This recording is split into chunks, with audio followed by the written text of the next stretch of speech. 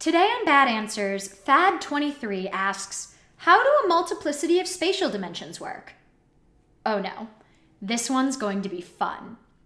I wasn't sure at first whether you were asking about the additional dimensions required for string theory or about parallel universes. But then I remembered that they're kind of the same thing depending on how you think about it. Bear with me, I'll explain this soon. I'm going to preface all of this by saying that I'm not an expert on this, and I'm including several math-light sources in the description where you can do additional research if you're interested. Welcome to Bad Astra.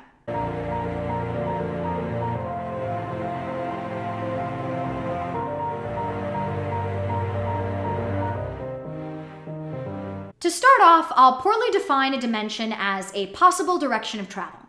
On a line, there is one dimension of travel, left and right. And you can tell someone your position by giving them a single piece of information, such as, I am 3 centimeters from the right end. A plane has 2 dimensions, left and right, and up and down.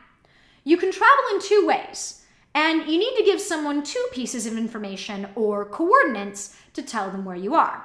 I'm 3 centimeters from the left and 6 centimeters from the bottom. A space is 3 dimensions, and it's where we live. We can go left and right, up and down, and forwards and back. To tell someone where you are in space, you need to give them 3 pieces of information, like latitude, longitude, and altitude. Or on a graph, X, Y, and Z axes. Some of you are likely aware of the 4th dimension we can perceive, time. This is a dimension we humans can only travel one direction through at a constant speed. Yes, you could theoretically travel more slowly in time by traveling through space close to the speed of light, but that's not really practical. Now that we're done with the 4 perceivable dimensions, let's discuss 6 more, because that's where parallel universes can come into play. Remember that the descriptions of these dimensions are only one possible way we as humans could perceive them, and not the way higher dimensional beings would necessarily perceive them, or the way they truly exist. This is all kind of a thought experiment. Even time being distinct from space is more about human perception than some universal truth. Traveling in 5 dimensions might mean moving to a world slightly different from our own, and coordinates on this axis could be how different the alternate world is from our own.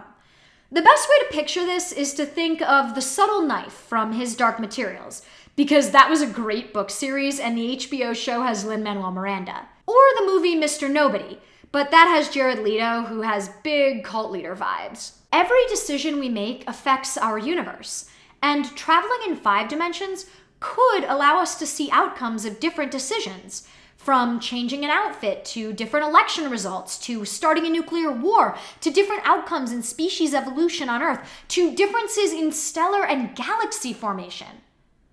Traveling in 5 dimensions would allow us to explore the present in these alternate realities. Traveling in 6 dimensions could allow you to see a plane of alternate worlds at alternate times with the same initial conditions and universal laws. Traveling through 6 dimensions could give you the ability to not only travel between worlds, but to explore different times in those universes as well, which would have a lot of wibbly-wobbly, timey-wimey issues to deal with. To see how different decisions would have played out, or did play out in an alternate reality. Want to explore 1930s America in a universe where World War I never happened? You'll likely die of infection because penicillin wasn't used until 1942, but what a ride! Traveling through 7 dimensions might be similar to 5, except instead of seeing the effects of different decisions, you might see universes with different initial conditions. Wonder what a universe with different laws of physics would be like? Invent 7-dimensional travel, and probably instantly die due to the different laws of physics. The 8th dimension would give us a plane of all possible universes, and the 9th would show us all possible universal histories of all possible decision trees from all possible initial conditions. The 10th dimension is where you have everything possible or impossible, real or imagined, at any time or any place. That's where human brains break, or need fun substances from Amsterdam to help us out, or we just have to ask the computer to calculate the array function. Remember though, just because we meager three-dimensional beings can only possibly comprehend up to 10 dimensions doesn't mean there couldn't be more. Various string theories say there might be even more, which brings us to the final question. We can only perceive 4 dimensions. So where are the other string theorists? String theorists have 2 ideas. Either the extra dimensions are super tiny and curled up, or we are. Think about a string. From far away, it looks one-dimensional. To an ant, however, it has a 2-dimensional surface with one dimension curled around the other, and slight imperfections on the surface reveal a 3rd dimension, the string's cross-section. So it's not ridiculous to think that some dimensions could be so small, subatomic small, quantum scale small, that we can't build a detector powerful enough to see them. But maybe we're the ants.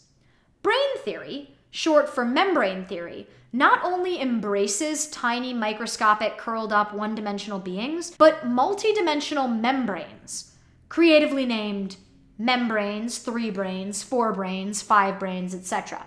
If there could be tiny brains, why couldn't we all be living in one, floating through but unaware of another dimension? Think of a sheet of paper covered in bacteria, held up right next to another sheet of paper, also covered in bacteria.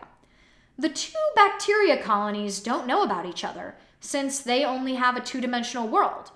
String theorists use math and a whole bunch of additional dimensions to explain why gravity doesn't seem to follow the same rules as the strong, weak, and electromagnetic forces. But that's beyond the scope of this video. Please let me know what you think dimensions beyond 4 might look like in the comments, or what your favorite science fiction or fantasy story involving 4 or 5-dimensional travel is. We'll be shouting out our favorite comments in later Bad Answers videos.